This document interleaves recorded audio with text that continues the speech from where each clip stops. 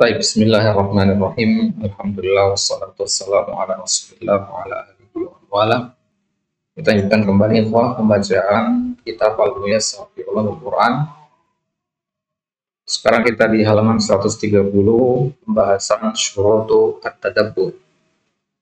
Di pertemuan sebelumnya sudah kita bahas bahwasanya tadabbur itu adalah proses untuk menarik pesan-pesan, makna-makna yang dikandung oleh Al-Quran.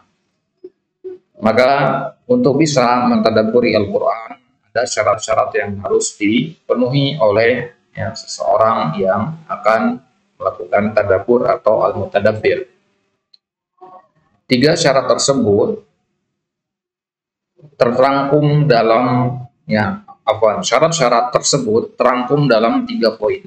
Yang pertama, wujudul mahal al-qabil, yaitu syarat yang pertama harus ada hati yang hidup, yaitu tempat yang mampu menerima isi Al-Quran. Maka kalau hati itu keras, tidak bisa menerima ilmu yang ada dalam Al-Quran.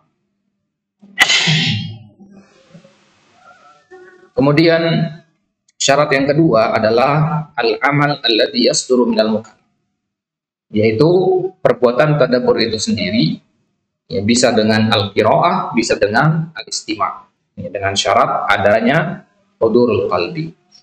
Nah, kemudian kalau dengan qiraah ada beberapa syarat yang perlu diperhatikan, at-tahayyu laha, kemudian mura'atu ma yutlabu atna al-qiraah. Baik. Kemudian ada beberapa poin yang berkaitan dengan kedua cara tadabbur tadi, istima' dan qiraah. Kalau tadi itu yang berkaitan dengan qiraah saja. Maka kalau kita ingin tadabbur Al-Quran dengan istima' atau dengan qiraah, ada beberapa hal yang bisa membantu kita untuk bisa tadabbur. Yang pertama, idraku ahammiyati tadabbur wa faidatu, mengetahui pentingnya tadabbur dan faedahnya apa. Yang kedua, istihdar azamatil mutakallim bil Quran, menghadirkan perasaan bahwasanya yang berbicara di dalam Al-Quran ini al-Hazab yang mulia. Dan yang ketiga, istihdar annakal mukhatab bihadzal Quran, menghadirkan perasaan bahwasanya kitalah yang diajak bicara di dalam Al-Quran. Kemudian yang keempat, sidqut talab ar-raghbah, jujurnya niat dan tekad dalam mempelajari Al-Quran. Yang kelima, yaqra'a liyamtathil, hendaknya membaca Al-Quran, tadabbur itu tujuannya untuk taat kepada Allah, untuk mempraktekkan apa yang dia baca. Baik. Kemudian yang ketiga, qadrun minal fahmi lil kalamil maqru' awil masmu'. Ini syarat yang ketiga. Harus ada takaran, ukuran, batasan yang kita jadikan objek bacaan atau objek pendengaran. Nah, jadi ketika kita hendak mentadabburi Al-Quran, tentukan dulu ayat mana sampai ayat mana. Baik. Al-fahmu qadiyatun nisbiyah. Pemahaman itu adalah sesuatu yang sifatnya relatif. Yaqa'u fiha tafawutu katsiran. Dalam masalah pemahaman ini manusia berbeda-beda. Tafawut. Wal maqsudu huna husulu haddin adna minal fahmi lima yaqra' aw yasma'. Tapi yang dimaksud di dalam pembahasan ini adalah adanya hadd, batasan adna, batasan minimal minal fahmi lima yaqra' aw yasma', untuk apa yang dia baca atau apa yang dia dengar. Artinya misalkan antum hendak mentadabburi 5 ayat, maka antum harus mampu memahami, atau manusia itu berbeda-beda jumlah pemahaman dari 5 ayat tadi. Ada orang tadabbur 5 ayat, pahamnya kelima-limanya. Ada yang pahamnya hanya 4 ayat. Ada yang pahamnya 3 ayat, ada yang pahamnya 1 ayat. Maka kadar pemahaman seseorang dari 1 ayat itu bisa berbeda-beda. Dua orang yang berbeda mentadabburi ayat-ayat Al-Quran yang sama, bisa jadi hasil yang disimpulkan, pemahaman yang didapatkan berbeda. Fa inna man khutiba bima la yafhamu aslan la yumkin an yatadabbara mahma kana qalbuhu hayya. Karena seseorang yang diajak bicara dengan sesuatu yang pada dasarnya dia tidak pahami, maka dia tidak akan bisa mentadabburinya. Berarti dari sini bisa dari sini bisa antum simpulkan bahwasanya paham dulu baru tadabbur. Paham itu level pertama. Ketika anda mengatakan misalkan 1 tambah 1 sama dengan 2, paham namanya. Nah, dari mana dapat angka 2 itu paham. Tapi kalau tadabbur, ya, tadabbur itu lebih dakik lagi, lebih terperinci lagi. Oh, berarti 2 kurangi 1 sama dengan 1. Nah, itu tadabbur lebih mendalam. Dari 1 tambah 1 sama dengan 2, atau bisa tarik kesimpulan 2 kurangi 1 sama dengan 1. Nah, itu tadabbur. Jadi tadabbur itu levelnya di atas al-faham. Maka orang yang tidak memiliki al-faham sama sekali tidak akan bisa naik derajat kalau tadabbur. Jadi harus ada paham dulu. Dan level paham seseorang itu berbeda-beda. Jadi ya, betapapun hidupnya hati seseorang, betapapun bersih dan jernih hati seseorang ketika ia mendengar atau membaca ayat Al-Quran, tapi kalau dia tidak memiliki al-faham sama sekali, maka tidak akan bisa mendapatkan yang namanya tadabbur. Contoh kasarnya saja, kalau anak kata-kata antum dengan bahasa daerah, ya, antum akan marah apa tidak? Tidak marah, karena antum beda daerah dengan anak nggak paham. Ya, kalau antum paham, marah antum. Tapi kalau nggak paham, enggak. Ya, artinya apa?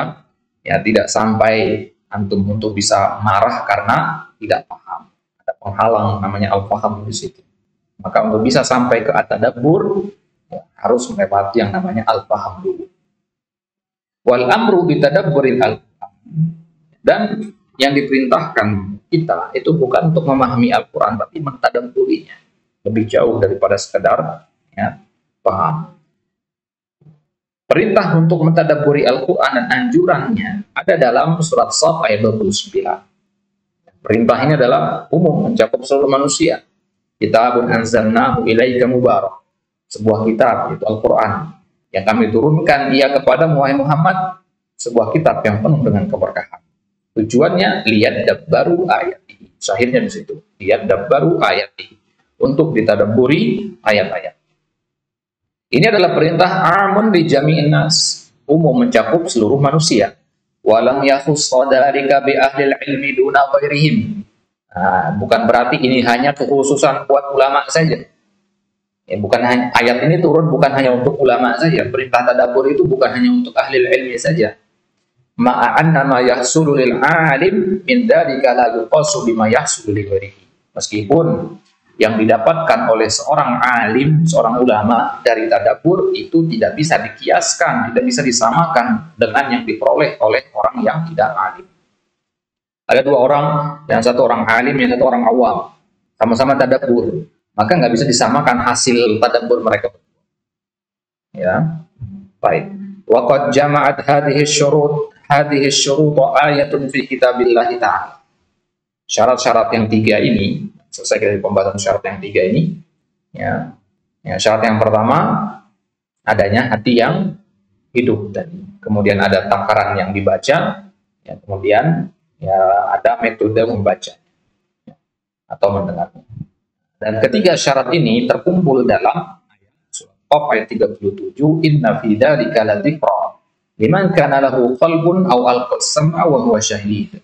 Sungguhnya di dalam Al-Qur'an itu ada dzikra, ada petunjuk, ada pengingat. Nah, ini ya syarat yang syarat yang pertama, yaitu syarat yang ketiga ya, syarat yang ketiga inna fi dzalika ladzikra, adanya ayat yang dibaca. Liman kana lahu qalbun, bagi yang punya hati. Nah, di sini syarat yang tadi. Ya, syarat yang kedua harus punya hati yang hidup. Au al-qasam'a, atau dia memperhatikan dengan baik. Nah, ini syarat yang ketiga.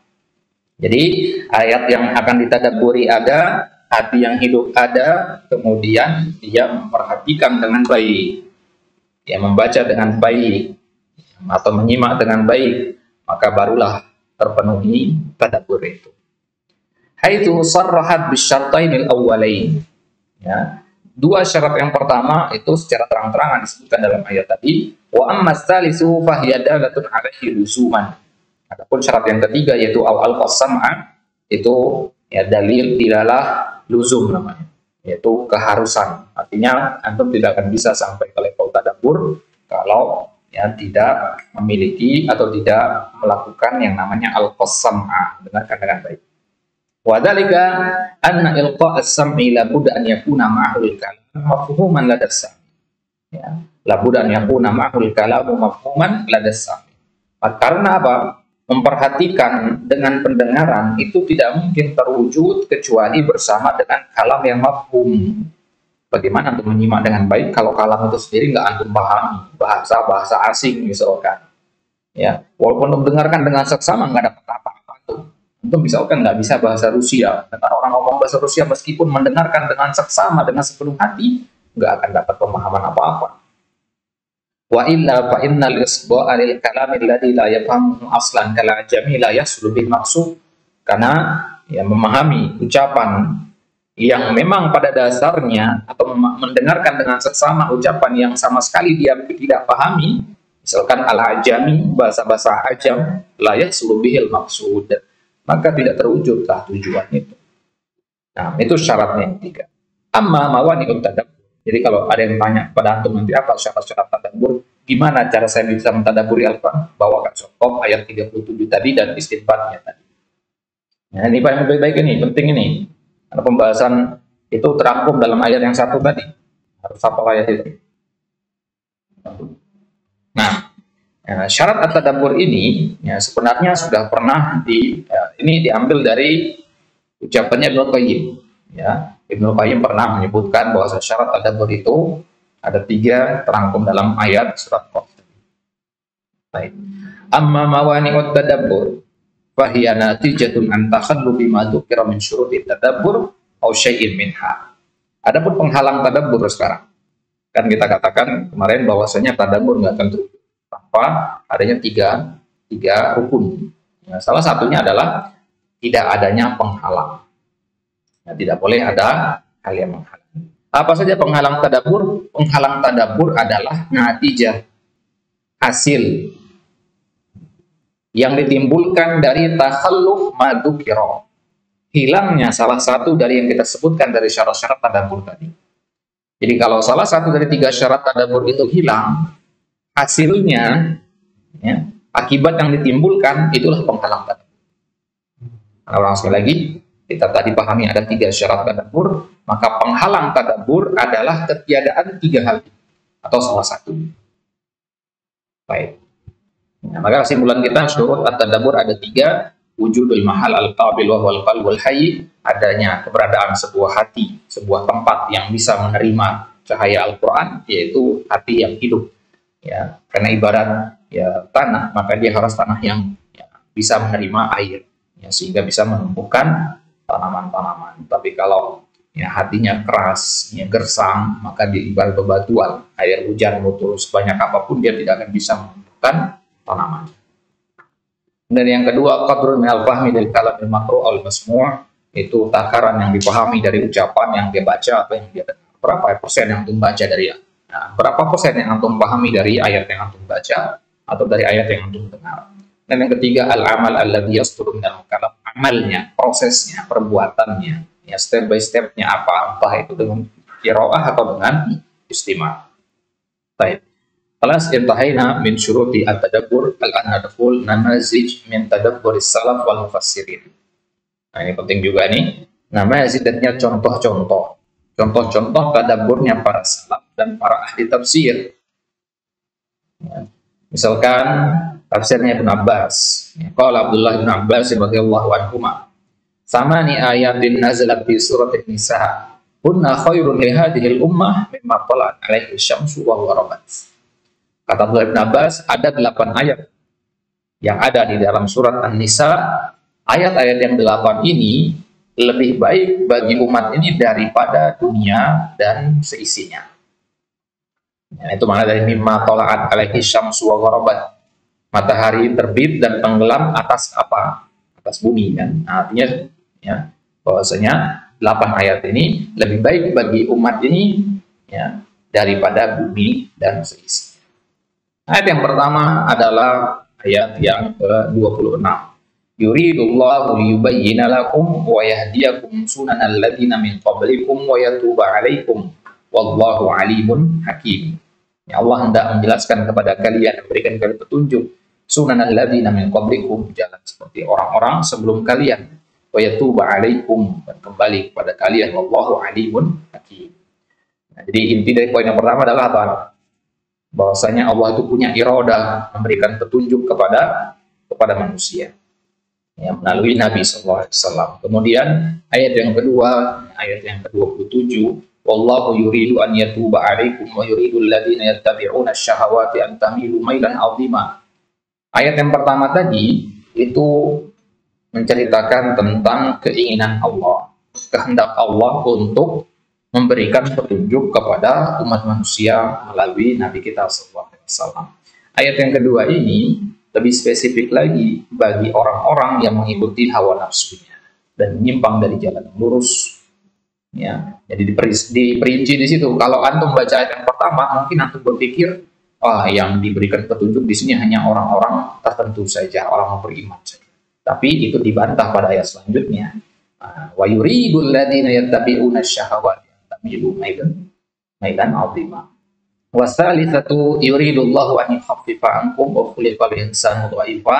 Gambaran tentang bagaimana kasih sayang Allah memberikan keringanan kepada umat ini, dan sesungguhnya manusia itu diciptakan dalam kondisi lemah. Kemudian ayat yang keempat, in tajtanibu kaba'ira ma tunhauna anhu nukaffir 'ankum sayyi'atikum wa nudkhilkum mudkhalan karimah. Di ayat yang keempat ini, di ayat 31 tepatnya, ya, di situ penggambaran tentang apa balasan yang Allah berikan kepada orang-orang yang menjauhkan diri dari dosa-dosa besar. Balasannya adalah Allah hapus kesalahan-kesalahannya dan Allah masukkan dia ke dalam surga dengan pemasukan yang mulia. Kemudian ayat yang kelima, innallaha la yadhlimu mithqala dzarrah. Allah tidak menzalimi sebesar biji zarrah pun. Ya, wala yadhlimu rabbuka ahada.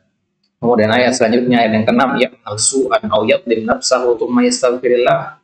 Yaitu orang-orang yang melakukan perbuatan buruk, ya, atau dia menzalimi dirinya kemudian dia beristighfar kepada Allah, Allah ampuni. Jadi orang-orang, ya, ini berarti memberikan sifat atau rasa optimis kepada orang-orang yang telah berbuat dosa, merasa dirinya paling kotor, paling penuh dosa. Maka seandainya dia mau beristighfar, minta ampun kepada Allah, maka apa balasannya? Di ayat yang ke-7, innallaha la yaghfiru an yushraka bihi wa yaghfiru ma duna dzalika liman yasha. Allah ampuni semua dosanya kecuali dosa kesyirikan. Nah, jadi di ayat yang ke-6 tadi, wahai hambaku yang menzalimi diri kalian dengan melakukan dosa, bertobat kepada Allah. Ya, karena seluruh, ya, dosa itu diampuni kecuali dosa kesyirikan. Nah, kemudian ayat yang ke-8, walladzina amanu billahi wa rasulihi wa lam yufarriqu baina ahadin minhum ulaika sawfa yu'tihim ujurahum wa kana Allahu lil ladzina amilu dzunub ghafuran rahima. Kana Allahu ghafuran rahima. Baik. Jadi ini balasan bagi orang-orang yang beriman, bahwasanya mereka akan diberikan balasan pahala oleh Allah Subhanahu wa taala, dan bagi orang-orang yang melakukan dosa, Allah akan berikan pengampunan dan kasih sayangnya. Nah, jadi lihat 8 ayat ini dengan tema yang berbeda-beda. Ya, ibaratnya begini, 8 ayat ini adalah jawaban dari seluruh pertanyaan ketika orang berbuat dosa. Apa yang dirasakan kalau sudah berbuat dosa? Kalau iman masih ada dalam hatinya, dia akan merasa resah. Ya, dia merasa penyesalan, dia akan merasakan dirinya adalah paling kotor. Nah, ketika dia merasa diri paling kotor, jawabannya adalah ada pada ayat yang pertama. Ya, ada pada ayat yang pertama, bahwasanya Allah itu hendak memberikan kalian petunjuk. Ya, tetapi jawaban dari ayat yang pertama ini mungkin belum bisa memuaskan hatinya. Dia masih merasa dirinya paling berdosa. Maka Allah bawakan ayat yang kedua. Ya, bahwasanya orang yang mengikuti syahwat itu, mengikuti hawa nafsunya, mereka akan, ya, menyimpang dari jalan yang benar. Ya, kenapa mereka menyimpang dari jalan yang benar? Allah jawab lagi alasannya di ayat yang ketiga. Karena manusia diciptakan dalam kondisi lemah. Dan di sini bisa kita tarik kesimpulan kalau manusia diciptakan dalam kondisi lemah, berarti Allah adalah zat yang maha kuat. Itu salah satu kaidah dalam memahami ayat-ayat tentang sifat. Bahwasanya ketika Allah mengisbatkan sesuatu hal yang menunjukkan kekurangan kepada hambanya, itu berarti, ya, pada dirinya harus ada penetapan sebaliknya. Kalau dikatakan manusia itu lemah, berarti di waktu yang sama Allah mengatakan dirinya adalah zat yang maha kuat. Kemudian di ayat yang keempat, ya, kalau orang itu masih merasa optimis karena sudah merasa pesimis karena sudah banyak melakukan dosa, ya, maka Allah kasih peringatan di situ bahwasanya kalau kamu bisa menghindari dosa besar di situ dikatakan, maka akan kami hapus kesalahanmu dan akan masuk dalam surga. Ya, kemudian mungkin orang itu masih pesimis, kemudian mengatakan, wah kayaknya kalau saya melakukan banyak kebaikan, nah, bisa jadi atau melakukan banyak dosa, bisa jadi Allah akan mengazab saya meskipun saya sudah minta ampun setiap hari. Bisa jadi Allah mengazab saya. Maka Allah jawab di ayat yang kelima, mengatakan Allah itu nggak menzolimi siapapun. Nah, barulah di ayat yang keenam Allah katakan, ya, barang siapa melakukan keburukan tapi dia istighfar, ya, balasannya apa? Balasannya di ayat 7, dia akan diampuni oleh Allah selama dia tidak melakukan kesyirikan. Kemudian tutup dengan ayat yang ke-8. Mana ayat yang ke-8 ini dengan sangat terang mengatakan tidak ada lagi, ya, perasaan pesimis pada hati tersebut. Ya, yaitu kalau dia mau beriman, ya, maka Allah akan berikan ganjaran bagi dia, dan bagi yang melakukan dosa, Allah itu sungguh adalah zat yang maha ghafur dan maha rahim. Nah, artinya lengkap, sudah terangkat, sudah semua dari semua jawaban, semua dari pertanyaan-pertanyaan yang menyelimuti dirinya terangkat ketika dia membaca 8 ayat ini. Yang tersisa apa? Tersisa adalah rasa khauf dari perbuatan dosa, terutama kesyirikan, dan rasa roja dari ampunan. Ya, itu imbasnya kalau kita baca 8 ayat ini disertai dengan tadabbur. Makanya Ibnu Abbas mengatakan 8 ayat ini lebih baik daripada dunia dan isinya. Karena isinya apa? Kalau kita memahami ayat ini dengan baik, kita mendapatkan dua hal. Rasa takut dari melakukan dosa, dan rasa harap yang besar akan surga dan ampunan Allah. Kalau sudah dua ini ada pada diri seorang hamba, ya, maka ya, bisa dipastikan dia adalah seorang hamba yang dicintai Allah. Ya, dan cintaan Allah kepada seorang hamba tentu lebih baik daripada dunia dan seisinya. Itu maknanya kenapa Ibnu Abbas mengatakan dia lebih baik daripada dunia dan seisinya. Baik. Kemudian contoh penafsiran para salaf juga disebutkan oleh Imam Al-Qurtubi ketika menafsirkan ayat wa kalbuhum basitun diraihi bil wasil. Kisah tentang Ashabul Kahfi, ya, para pemuda itu tidur di dalam gua selama 39 tahun, dan anjing yang menemani mereka itu, ya, tidur di samping mereka juga dengan membentangkan mendudukan kakinya, ya, sebagaimana anjing biasa duduk, ya. Nah, baik. Nah, penafsirannya bagaimana, tadabbur dari ayat ini bagaimana? Idza kana ba'dul kilabi qad nala hadhihi darajatal ulya bi suhbatihi wa mukhalatatihi as-sulaha wal awliya hatta akhbar Allah Ta'ala bidzalika fi kitabih wa ma dhannuka bil mu'minina al muwahhidin al mukhalitin al muhibbin lil awliya'i was salihin. Kata Imam Al-Qurtubi, kalau seekor anjing saja bisa mendapatkan derajat yang begitu tinggi ini karena dia berteman dan menemani orang-orang yang soleh, ya, maka bagaimana halnya, ya, kalau orang yang menemani orang yang soleh itu adalah orang-orang yang beriman dan bertauhid. Bagaimana kalau anjing saja bisa naik derajat karena berteman dengan orang yang saleh, apalagi manusia, begitu. Ya, maka manusia berteman dengan orang yang saleh, dia sendiri adalah orang yang bertauhid, berteman dengan orang yang saleh, maka dia akan sampai ke derajat yang begitu tinggi. Bal fi hada tasliyatun wa unsul muqassirin. Maka bagi siapa yang mentadabburi ayat ini, dia akan mendapatkan tasliyah, hiburan. Ya, wa unsul muqassirin, dan ini adalah kasih sayang kepada orang yang banyak melakukan dosa. Al-muhibbina lin Nabi sallallahu alaihi wasallam, ya, orang-orang yang mencintai Nabi. Kenapa? Ya, karena seburuk-buruk orang, tapi kalau dia masih punya kecintaan kepada Nabi, maka ini ya ada kemungkinan dia akan selamat. Ya, ada kemungkinan dia akan selamat. Kenapa? Ya, karena anjing saja, karena dia mencintai orang-orang yang soleh dan berteman dengan mereka, naik derajat tingkatnya, apalagi manusia. Nah, apalagi kalau kita mencintai Nabi, ya, wa alihi, mencintai keluarga Nabi, khairu al, dan keluarga Nabi adalah sebaik-baik keluarga. Nah, maka tentu kita akan mendapatkan derajat yang begitu tinggi. Nah, Di sini lihat kedudukan Nabi. Hanya dengan mencintai Nabi dan keluarganya saja, seseorang itu bisa naik derajat. Sallallahu alaihi wa ala alihi wasallam.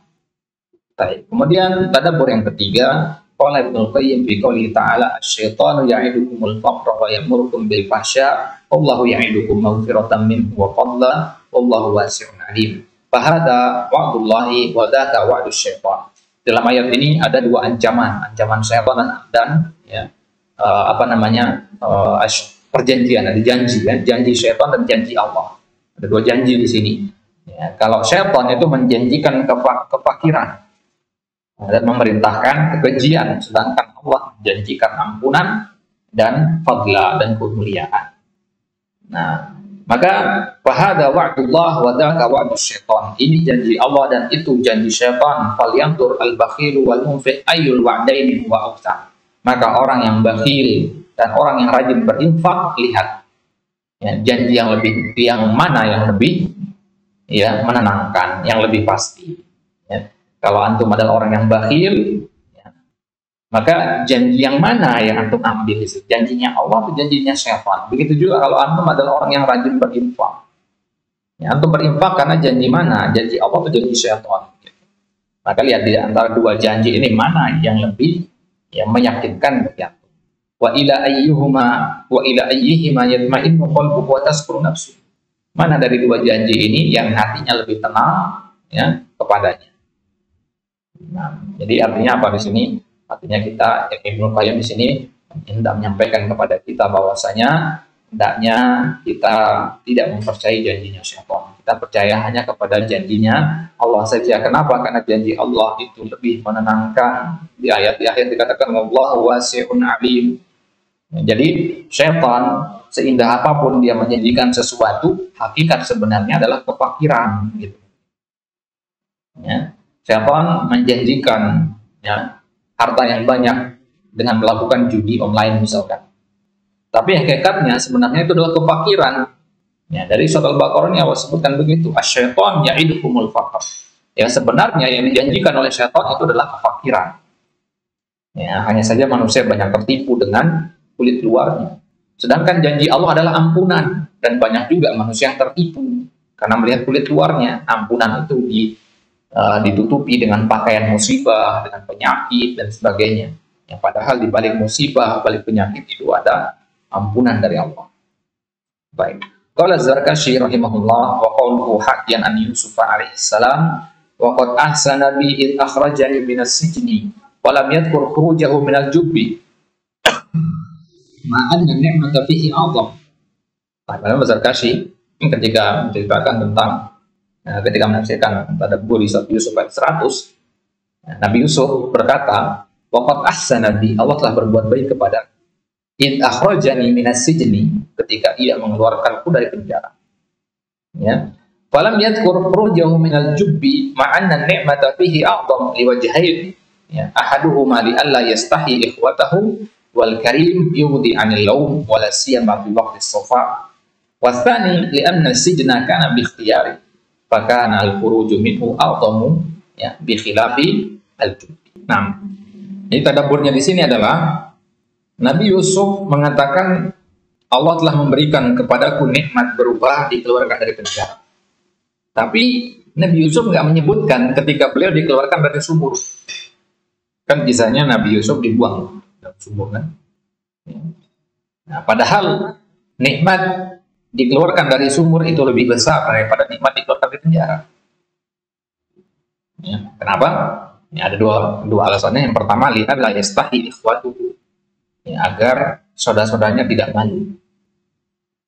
Ya, artinya kalau ya, dia keluar kemudian kembali ke bapaknya waktu itu, ya, maka saudara-saudaranya akan malu. Wal karim yughdi 'anil lawm wala siyama bi waqtis safa. Dan orang yang mulia itu senantiasa menjauh dari yang namanya al-lawm, celaan, meskipun dia dalam posisi benar.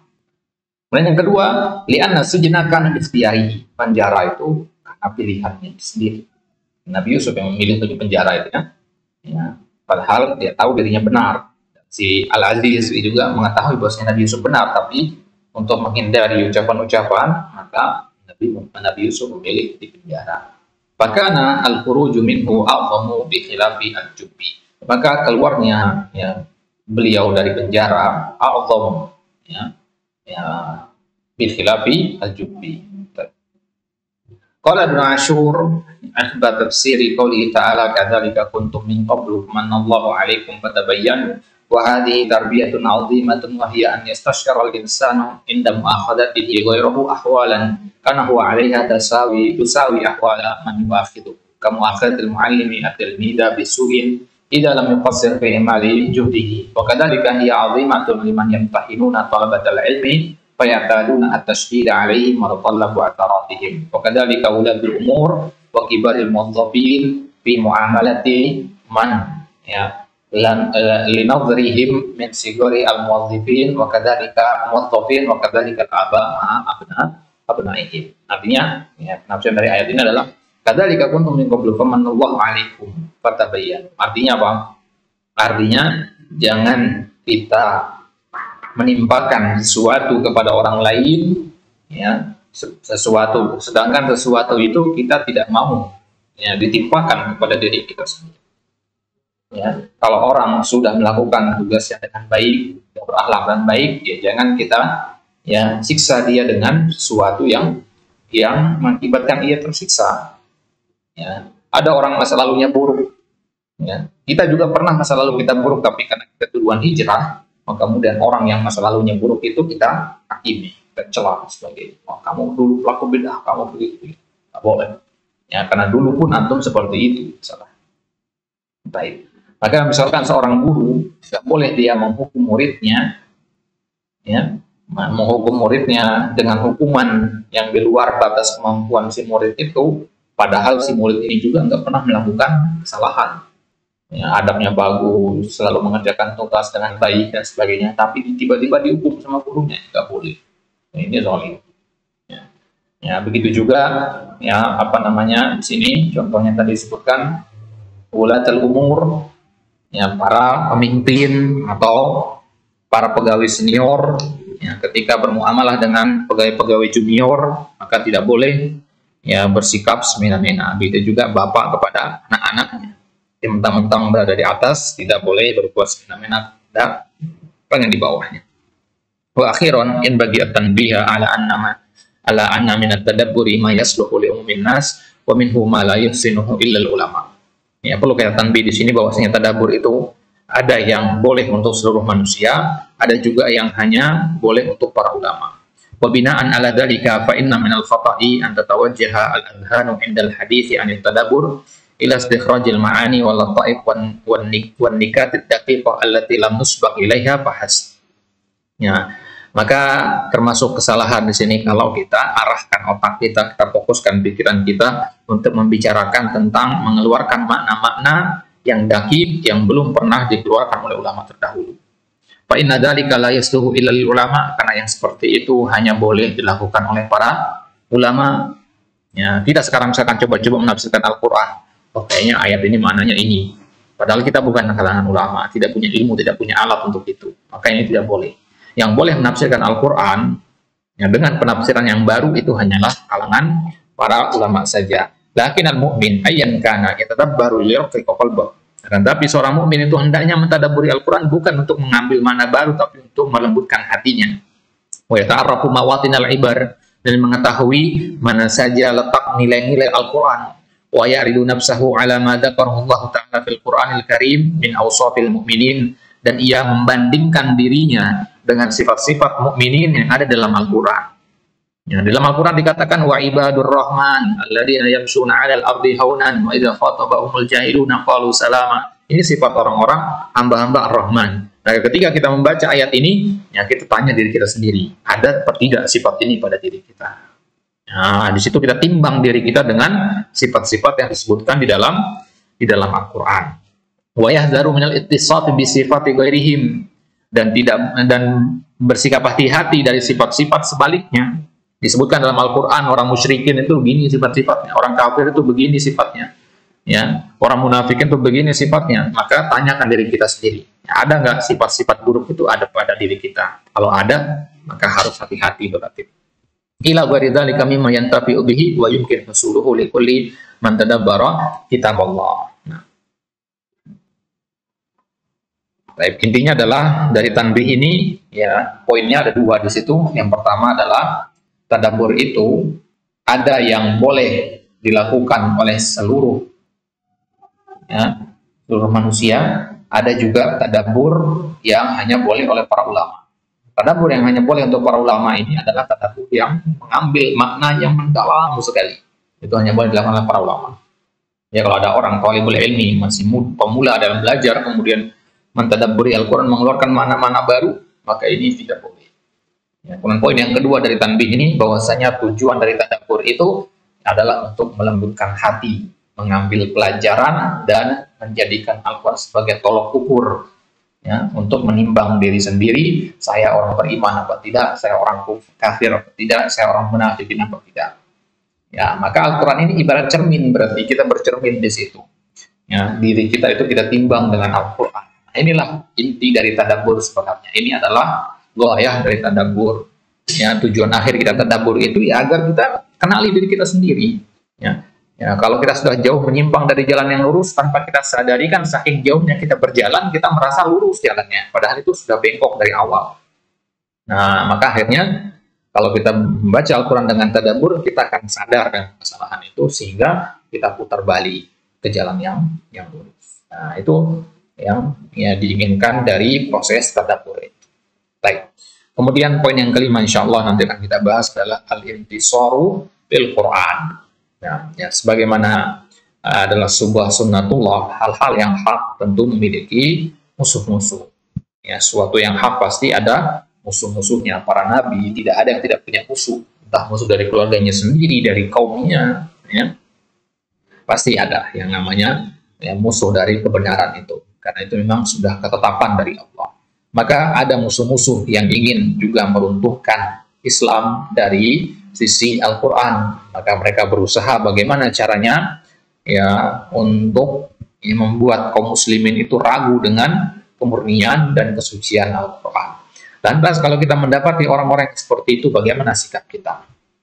Ya, bagaimana sikap kita terhadap orang-orang yang hendak meruntuhkan dan mengurangi kemuliaan Al-Quran? Nah, itulah inti dari poin pembahasan dalam kitab Al-Intisaru ya, bil Quran. Bagaimana kita membela Al-Quran? Nah, Allah Ta'ala a'la wa alam, apakah membela Al-Quran itu dengan ya, turun demo ke jalanan? Ya, ketika ada yang ya melecehkan surat Al-Maidah, apakah kita turun ke jalanan, demo dan sebagainya, pakatan atau sebagainya? Nah, seharusnya bagaimana kita membela Al-Quran? Insyaallah kita bahas di kesempatan selanjutnya. Wassallallahu ala nabiyina Muhammad.